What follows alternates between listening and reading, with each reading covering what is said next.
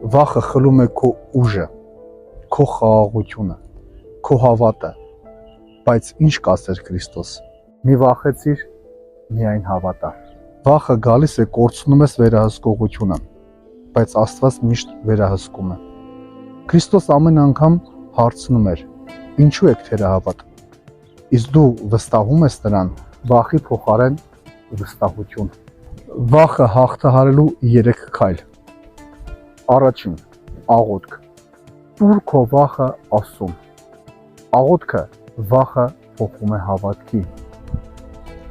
Երկրորդ՝ խորհիր Աստծո խոսքի վրա։ Քրիստոս մեզ ասում է. մի վախեցիր։ Սա հրաման է, ոչ թե առաջարկ։ Երրորդ՝ գործիր հավատքով։